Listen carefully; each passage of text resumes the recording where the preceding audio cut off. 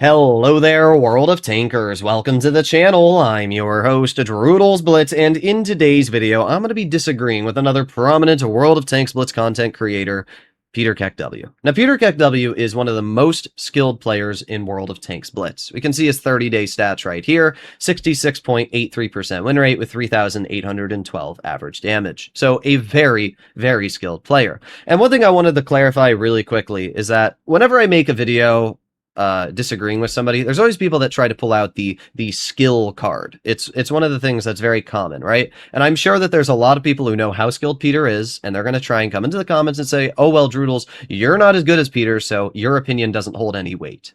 And if we look at my 30-day statistics, I have taken off my 100 BZT70 games because it's the BZT70, it's the worst tier 10. If we take that out, I'm sitting at 245 games, 73.5% win rate with 3,767 average damage, so I have a substantially higher win rate and pretty similar average damage to Peter KW.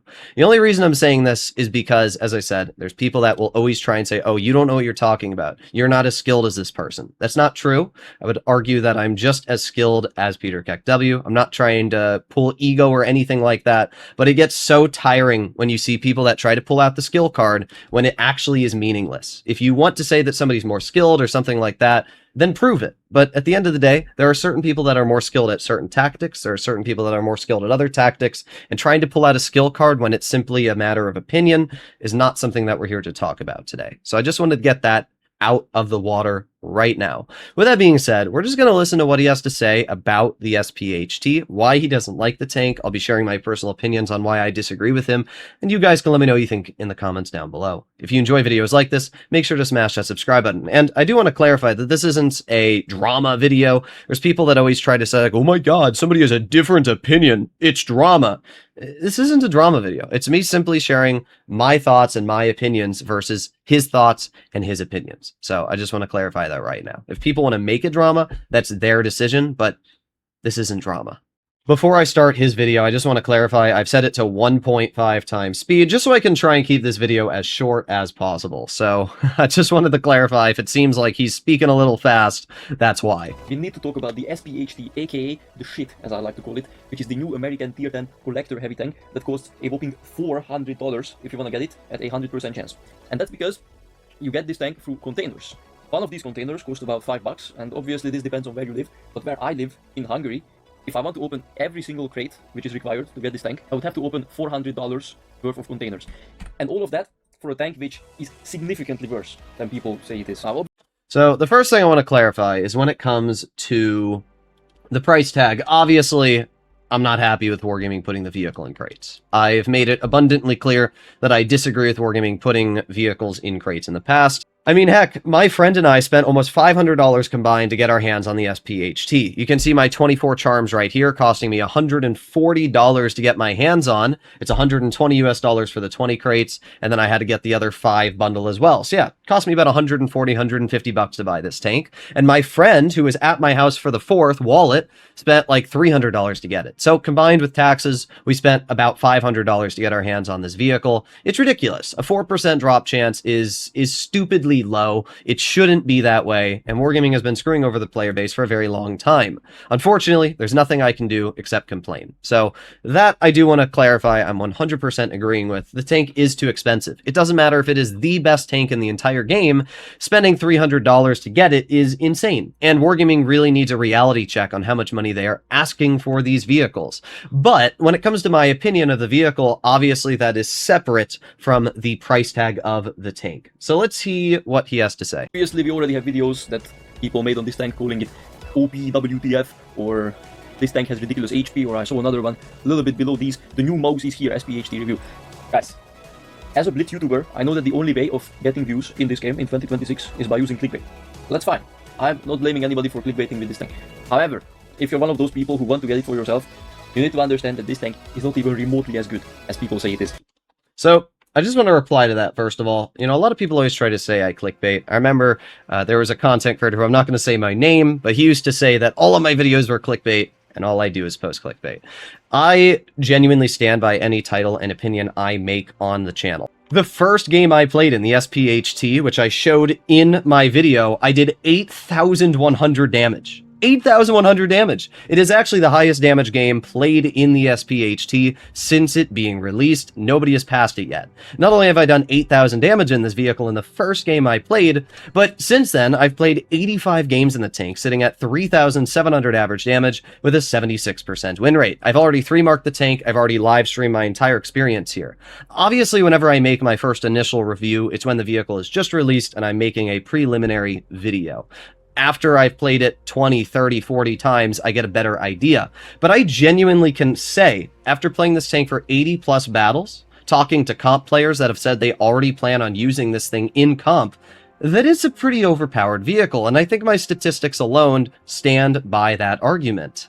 Peter talks a little bit about what's inside the crates, so I skip past that. We'll go towards the end of where he talks about his opinion again here. Yet, what do we get? We get some random tank that's not even remotely good just because it has a lot of HP. I think OP tanks are actually good, because if you get an OP tank, at least it's fun to play.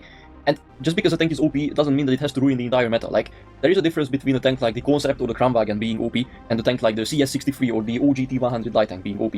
Because these tanks actually require you to use your brain and actually know how to position yourself properly. Whereas a tank like the Kramwagen or the Concept 1B are super toxic for the game, because all you do is go cooldown, clip somebody for like 1,000 damage, go back, wait like 15 seconds and repeat the same thing.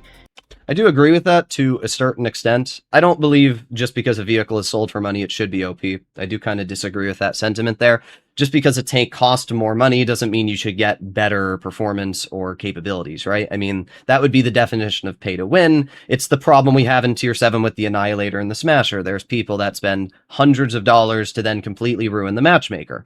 And sure, those vehicles are the definition of toxic, but as we've seen time and time again, Wargaming does not do the best job on balancing, and because of that, a lot of overpowered vehicles, which shouldn't generally exist, do. The 4005, the Concept, the Kron, the VZ55, these are all vehicles that just come right off the top of my head. I can list the Caro and all the other vehicles that, you know, just are not necessarily good for the healthy meta that we want. Turbo battles run rampant. So I generally think that it shouldn't matter how much money you spend. Vehicles should be balanced properly with any other tank in the game, and no vehicle should be more overpowered than any tech tree tank. I think that's just generally how balancing should go. It's not fun for you because it's repetitive gameplay, and it's not fun for the enemy because there's nothing that they can do about it. SPHT is kind of similar in the sense that it's very toxic for the game, simply because it has so much HP. Like, if you're using extra HP in terms of your equipment, you get an HP pool of 3,536, which is absolutely unheard of. Like, even the mouse has less HP than this. But simply because of that, what people are gonna do with this tank is they're gonna go in a platoon, they're gonna YOLO one guy, lose a little bit of HP, but guess what? It doesn't matter, because they have so much of it that they can just YOLO the next tank after that. So the only thing that this tank is good for is playing in a platoon, YOLOing everybody one by one, and winning the game because of that. If you wanna play like me, who is trying to farm damage, this is one of the worst tanks that you can ever play. Now, I've played 37 games with it, with a win rate of like 0%. Now, the one thing I want to clarify is this is the wrong point of view already. Trying to farm damage in a super heavy is the wrong outlook. I've said this a lot of times on the channel. If you're the kind of player that likes to farm damage, that's totally chill, right? If you're the kind of player that wants to drive a Grill 15, sit in the back, and deal 4K, that's totally fine. But pulling out a super heavy like a Mouse, an E100, or an SPHT, and expecting to deal the same damage that you're dealing in mediums or light tanks, it's just not a realistic approach or idea. Vehicles like the SPHT are designed to soak up damage for the team, allow your team to make plays, and allow your team to win. It's why solo, with almost 100 games, I'm sitting close to an 80% win rate. And by the way, it's not like I'm struggling to deal damage either. All of these games are played solo. Not a single one of these games were in platoon. I have my whole live stream where I played it, and then I played it solo later, but you can obviously tell the games are solo because it's 3-marked. You cannot 3-mark in platoon.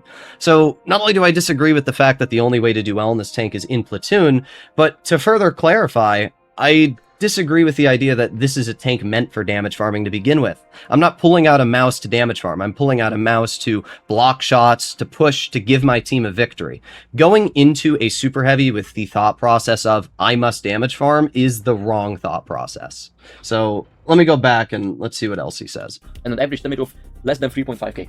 For me, that's absolutely unacceptable, because if you look at a tank like the E6, I've played so many games with the E6. Yeah, but the E6 is a tank with 3,200 DPM. It has a 50 km/h top speed, and it plays more the role of a medium than a heavy. I mean, the E6, don't get me wrong, it's a great tank. It's honestly one of the best tier 10 heavies in the game.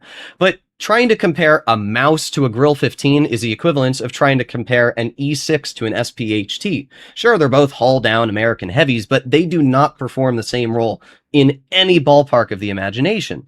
The E6 is meant to farm damage. That's its entire goal. The SPHT is meant to soak up damage and help the team win. And that's the problem here. You can't compare two completely different playstyles. Like, obviously, I get the E6 is a great tank. And in a damage player's mind, I can imagine how it's one of the most enjoyable tanks in the game. Having the mobility and the DPM to farm out and flank is great.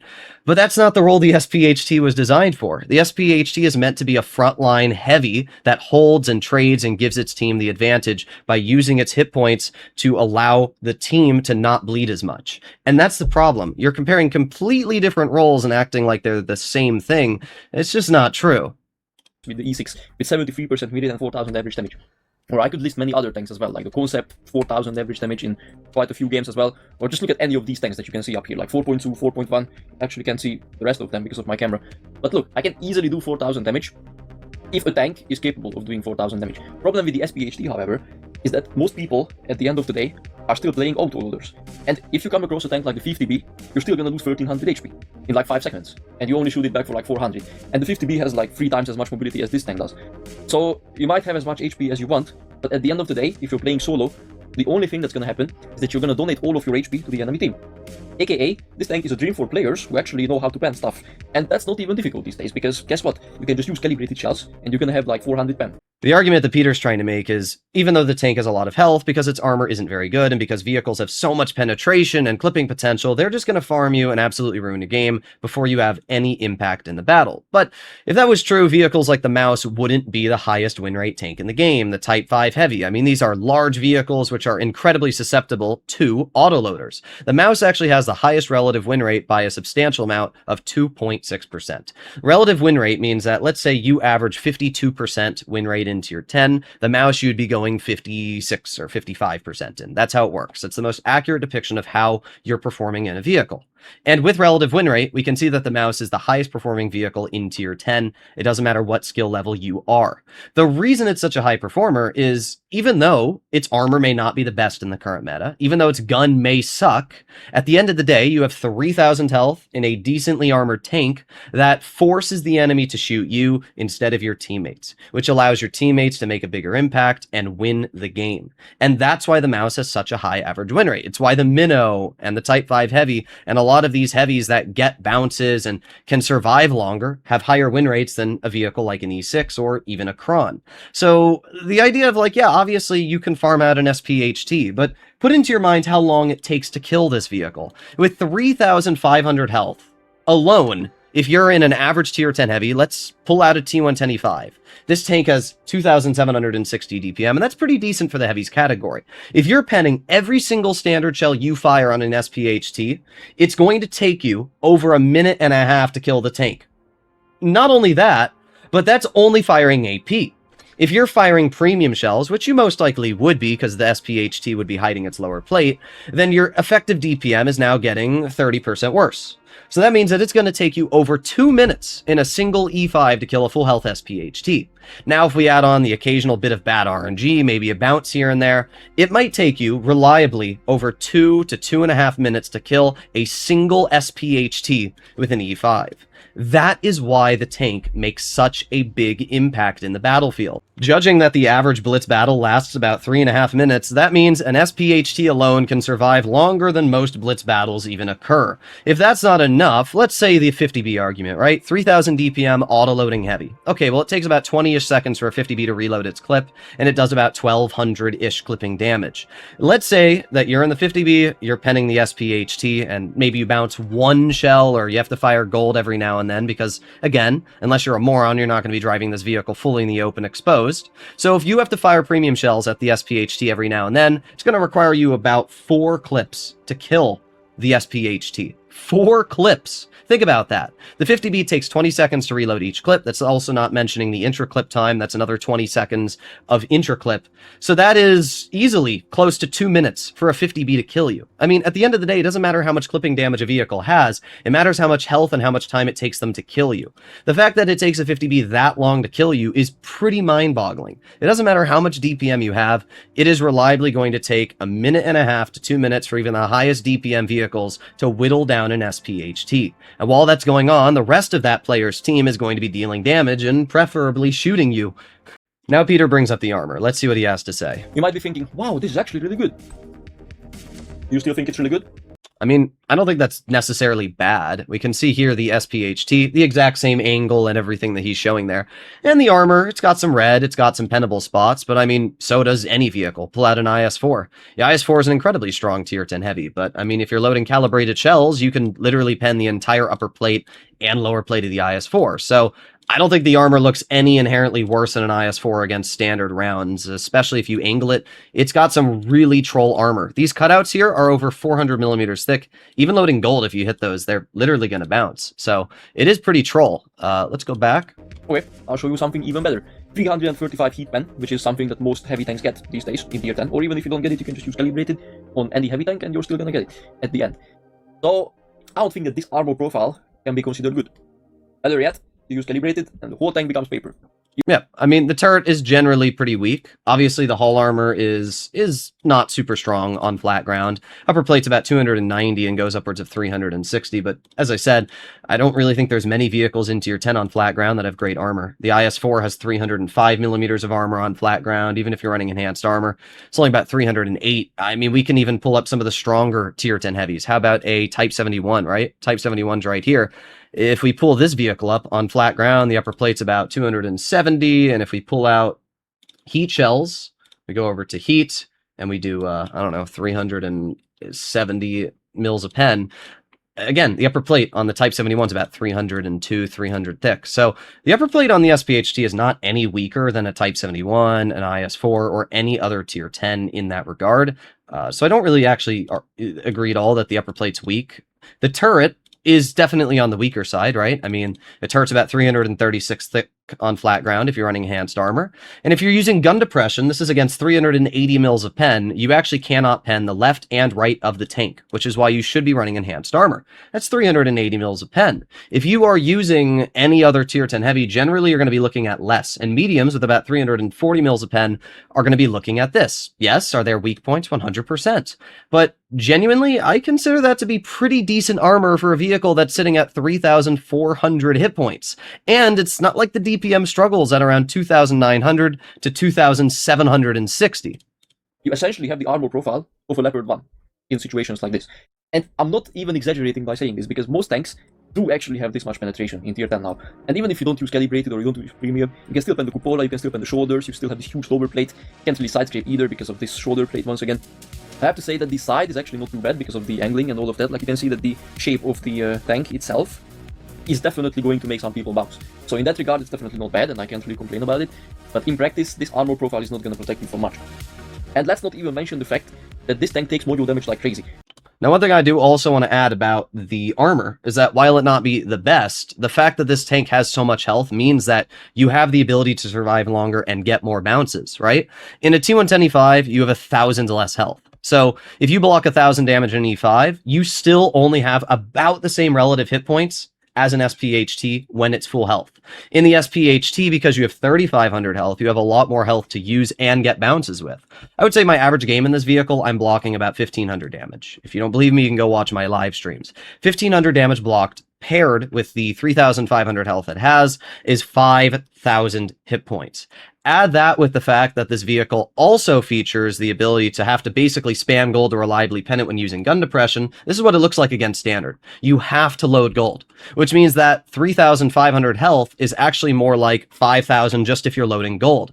That's what I think you're misunderstanding here, Peter, a bit, is that the armor doesn't have to be good. It's good enough that you have to fire premium shells if you want to pen it when using gun depression. That means you need to fire 5,000 hit points worth of damage equivalents because you're firing premium shells. You're losing damage output. And then not only that, if you bounce the occasional shell every now and then because, you know, the shell misses the hatch or it hits one of these spots here because it's using gun depression, that's pretty troll. I mean, most heavies don't have 384 mils of pen when using gun depression. This armor profile is not clear cut and dry. Even on flat ground, I lost a 7,000 damage E100 game today because my shell went into this stupid corner cutout from 100 meters away. In fact, we can see that shot right here. We have the enemy SPHT fully exposing himself in the open. I'd say this is a pretty easy shot to hit. Well, no, my shell goes a little bit too high and hits the stupid red spot on the upper plate, and because of that, ends up bouncing his vehicle.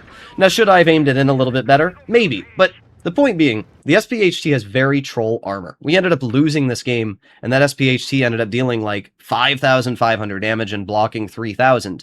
The armor on the SPHT isn't great, but it's troll. And it's the same way that a 57 heavy gets bounces that are ridiculous because it has that stupid troll armor.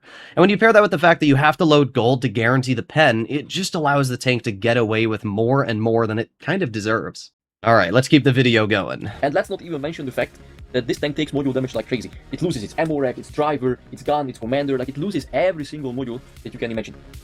I do agree. The ammo rack and the driver do die quite commonly. However, that's also the same exact scenario for something like a Kron, for example. Every time you drive the Kron, there's a very high chance that you are going to have your driver knocked out. The BZT-70 has a 30% chance of being ammo racked even by a 400 alpha gun. The E5 and the E6 have very weak ammo racks as well. So I do agree that like the modules are definitely a weak point, but at the same time, I don't even run protective kit on the vehicle and I've yet to be ammo racked in it. So I don't necessarily think that the modules are any weaker than any other tier 10s. I just think that because it has more health, you get shot more, and therefore the modules are more prone to being hit. The other statistics of the tank are not very impressive either. Like, sure, on paper you have 2,900 DPM, which should be good for a heavy tank, but you can't use it. So realistically, this DPM is closer to 2,000 than it is to 3,000, simply because the mobility is atrocious. Like, top speed is 36, but again, your actual top speed is more like 26. It has a reverse speed of 12, it weighs 88.5 tons, and look at these soft stats that it has in terms of mobility. These stats are gonna make it slower than tanks like the E100. Or at the very least, they are going to make it as fast or as slow as the E100. It has a power to weight ratio of 12.3, average speed of 26, and a reverse speed of less than 30. If you look at the E100, for example, it has the same average speed, similar power to weight ratio, and actually better reverse speed. And you can actually feel that in battle, because the E100, unlike these shit... And while the E100 does actually have much better terrain resistance values, we can see if we take a look at the effective power-to-weight ratios. On hard terrain, the SPHT is flat more mobile than the E100, and on medium terrain, they're basically the same. Meaning that you're going to have similar mobility in both E100 and SPHT. But that doesn't discount the fact that this tank is still faster. On flat ground, especially when you're playing townside maps, Alpenstadt Town... any really town map, Himmelsdorf, you are able to achieve that 36, especially because on hard terrain, the tank actually has a decent power-to-weight ratio. This isn't even any equipment on it, right? So if we were to put engine accelerator on the vehicle, and if you really wanted to, you could use speed boost, you can actually get that power-to-weight ratio almost up to 14. It's not the fastest, but it's definitely mobile enough that you'll get up to 36 kilometers per hour on most flat terrain. And that mobility is quite nice, especially when you're trying to get into position really quickly. When I'm on Molendyke Town, Alpenstadt Town, Himmelsdorf, that 6 kilometer per hour difference is the difference between making the crossing and not making the crossing. So while the mobility is similar, you still do have a higher top speed, you have the same reverse speed, and overall same effective power-to-weight ratio. I should also mention that the reverse speed on both vehicles is the exact same at 12, so there's no difference there, and then Peter's also going to bring up the traverse speed. Because the E100, unlike these shit, actually gets decent terrain resistance. Like, if you've played this tank recently, you know that it turns pretty quickly. Like, tanks are not really going to flank you that much. With this tank, however, that's probably going to happen in every single game. I mean, I don't really know how that's true, though. I mean, if we just pull up statistics here, the turret traverse speed of the E100 and the SPHT are the exact same. The traverse speed on hard terrain is almost the exact same. And on medium terrain, yeah, the E100's a little faster, but it's not by a really noticeable amount. It's less than 3 degrees a second, or just about. Again, you're just not going to really notice these values in actual gameplay. The traverse speed, the turret traverse, it's basically the same on both tanks. So saying like the E100's going to never get flanked, and yet the SPHT every game's going to get flanked, I just don't really feel like that's a proper argument, if that makes sense. I'm trying to make this video as fast as possible. Let's keep going. With this tank, however, That's probably gonna happen in every single game. And if you get flanked by a backchat or a TVP or a 50B or anything, because all of these tanks are capable of flanking this shit, there's nothing you can do. Because they're gonna clip you out for like 1.5k, and then you're gonna shoot them for like 400 back at best, and they're gonna run away and they're gonna keep repeating the same thing until you die. I mean, there's no tanks that deal 1.5k clipping potential unless I guess it would be a Karo, but like realistically, most damage you're getting clipped for is 990. The TVP doesn't have 1200 clipping potential anymore, and like a 50B, sure, but are we really expecting a 50B to drive behind this thing and clip it 4 times? Like, I get it, you know, you're saying, oh, the tank's immobile, it's easily flanked, but there's so many other heavies which are just as immobile. The U100 is just as slow, the Mouse, the Type 5 heavy, the VK72, all of these vehicles are going to be just as slow on traverse speed. The Minnow, which is the second highest performing vehicle in tier 10, right? All of these tanks are just as slow on traverse speed, and yet they aren't held to the same standard. I mean, Peter, we're skilled players. How many times are we genuinely going to put ourselves in a spot where a light tank is going to be able to drive behind us in a super heavy, clip us 4 times over 1.5 minutes to 2 minutes of time and kill us? That's just not going to happen in any realistic scenario. I mean, I've played the tank 85 times. I'm on the NA server, which is known for YOLOs, and even then, I've only dealt with a couple YOLOing clippers. And even then, they still don't do much to you. You have so much health that they can clip you, and you'll still have more health than them. A full clip from a 50B will bring you down to like 2,500 health, and in return, you'll be able to shoot the 50B once and lower it than more health you had to start with. And not to mention, you almost have the same DPM as a 50B.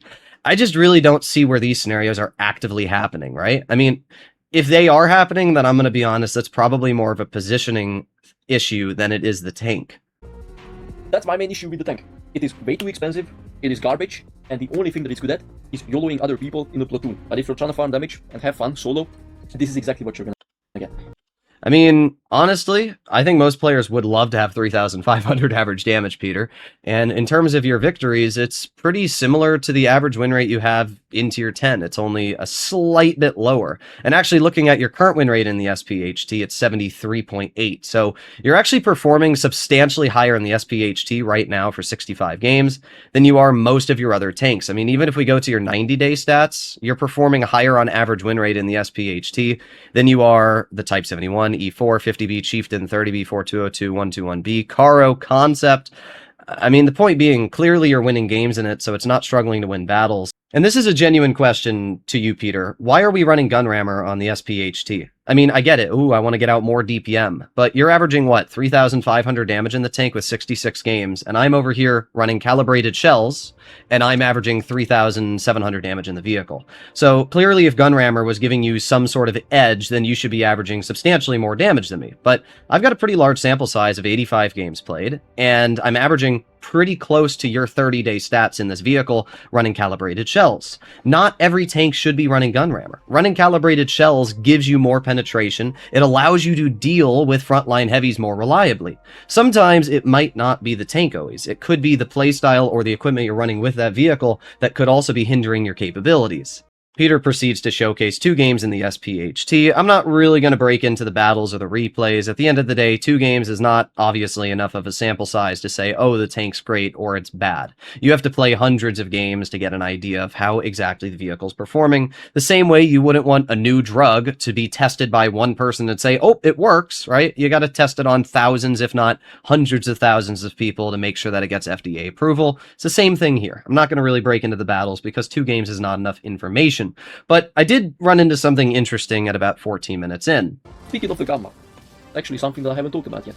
This is the hardest tank to mark in the entire game right now, especially on the European server. It has a requirement of like 290, which is absolutely unheard of on the European server, because even the best tanks usually have like 260 or sometimes 270 or 275 requirements. This tank having 290 is kind of crazy, especially considering how shit it is. I mean, that's literally the name of it.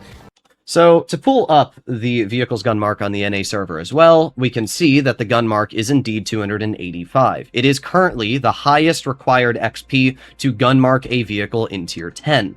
Now, the reason why it's such a high gun mark is because the average player driving the vehicle is performing substantially higher than any other tier 10. I mean, take the E6, for example, which Peter brought up before. This tank's gun mark is 263. I haven't marked it yet, I haven't even played it, but the point being, The reason the SPHT's gun mark is so high is because it's performing that well. I think the simple answer to what this video is, Peter, I just don't think you enjoy the tank. And that's totally fine. There's tier 10s that I don't enjoy, but there's a difference between you personally not really enjoying the vehicle and the tank being shit, as you're calling it. Like, it's got the highest gun mark in tier 10, which means that it is the highest performing tier 10 in the game. Not only that, but I'm performing incredibly well in it. I think it's going to be spammed in comp. I've already talked to a lot of the comp players, including some of the top players that have finished first place, and they've all told me that they're planning on using this vehicle in comp.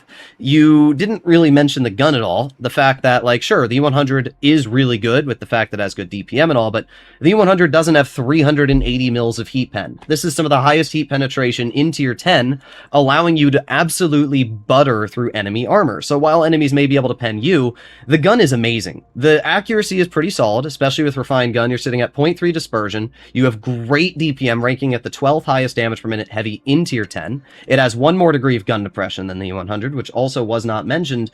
But I mean, if we take a look here at just the gun alone, we can see the gun is substantially better than the E100, the IS-4, and the mouse, which are all similar super heavies in playstyle, right?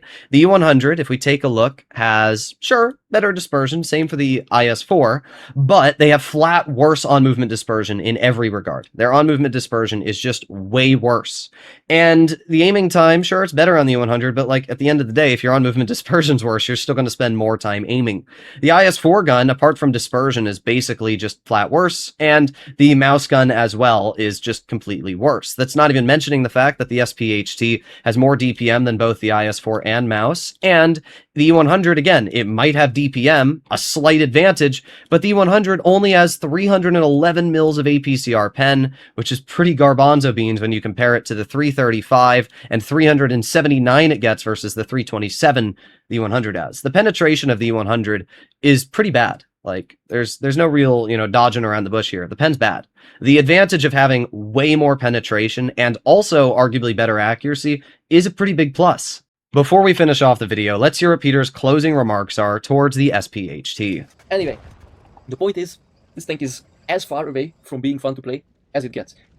I just want to clarify really quickly there. That's obviously an opinion, right? I enjoy the SPHT. I actually think it's pretty fun. So saying that it isn't a fun tank is an entirely opinion-based statement, because there are people that love playing the Concept 1B, and while I think the Concept is not an enjoyable tank, those people love it. It's the same thing for the Smasher, right? I think the Smasher is pretty boring, but there are definitely people out there that think it's fun. So I don't necessarily agree that the SPHT isn't a fun tank. It suits a playstyle that you don't enjoy, but I love the role of a super heavy. So for me, being able to drive a super heavy with 3,500 health and great DPM and capabilities, I actually find it pretty fun. If you want to get this tank, again, just get the E100. It's free. You don't have to pay a single penny for it. It has a stock gun, which is just straight up better than this gun in every single department. Except penetration, overall accuracy due to the on-movement dispersion. Like, penetration is a huge advantage. The E100 cannot reliably pen another E100 turret. It cannot reliably pen any angles because APCR doesn't have the ability to cut through up to 85 degrees of armor, where heat does. The fact of the matter is, you can make some arguments to where the E100 gun is better, right? It has more alpha damage, and it does have better DPM, but the E100 gun also has flat worse penetration, and it's mounted to a much larger target, which means you are a much easier tank to shoot and punish when trying to deal damage. So I don't agree at all that the E100 gun is better. We already saw on paper that there are ups and downs to both guns, but I'm telling you now, I'd much rather have the SPHT gun on the E100 than the 460 alpha on the E100. Faster than this tank, has more armor than this tank. It's not faster, and honestly, I don't really agree with the armor department either. I mean, yeah, the E100 does technically have more armor on flat values, but if we go to Tankopedia really quickly and we pull up an E100's armor profile, it's not really that strong. I mean, this is what an E100 looks like against 330 mils of heat, Peter. You're cutting right through the turret with 310 millimeters. That's not very strong. I mean, the lower plate of the E100 is only 236 thick, and sure, if you're angling, I guess you can get some bounces, but we all know how easy it is to cut through an E100 track wheel, let alone just load gold and cut directly through the entire turret. So I don't really think, the turret on the E100 against calibrated shells with enhanced armor using heat is about 330 effective.